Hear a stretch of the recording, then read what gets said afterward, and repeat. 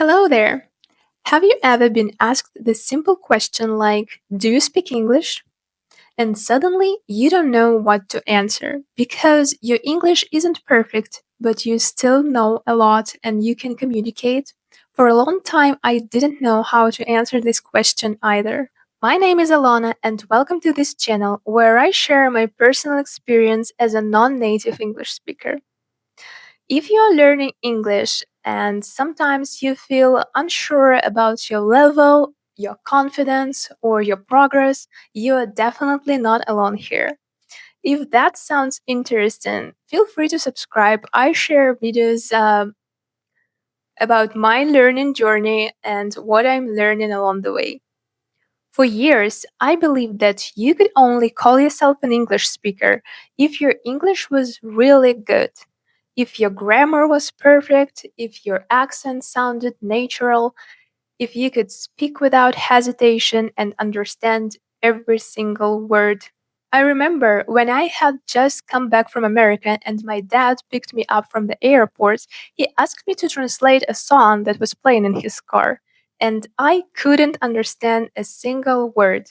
I felt pretty bad that even after 2 years in America and my college degree, I wasn't a real English speaker.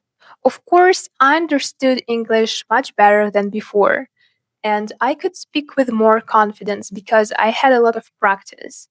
And I didn't have a choice but to speak English, but it was still very far from perfect. So I kept wondering, what level should I reach to truly call myself a speaker? Recently, I even decided to take another English test to estimate my level. The result wasn't really satisfying. I am still at B1 level. A few years ago, it would have really upset me. But this time, it felt different. Instead of feeling discouraged, I felt more confident than before. Because I realized something. Confidence doesn't come after perfect English, it comes before. For many years, I focused on what I was doing wrong, my grammar, my vocabulary, my level, and I almost forgot to notice what actually matters. Even though I don't understand everything and I still need to learn a lot of new words, I can communicate. I can express my thoughts. People can understand me. I even run this channel in English. And that means something important. I am already a speaker. Then I realized something very important. Maybe the real problem isn't our English level. The real problem is the way we think about ourselves. And it was really hard for me to admit this. And suddenly I understood something surprising. I could have called myself an English speaker from the very first moment I said the first English word. But instead I spent many years worrying about my mistakes and the things that I didn't know yet. And this mindset stopped me from feeling free. It stopped me from speaking more. And now I'm sure that no English level or certificate can guarantee you confidence. Confidence lives in your head. That's why it is so important to make this transformation from an English learner to an English speaker and start treating yourself like one. Even if you are just at the very beginning of learning English, you can already start thinking about yourself as an English speaker. I wish I did it earlier. Now think about children.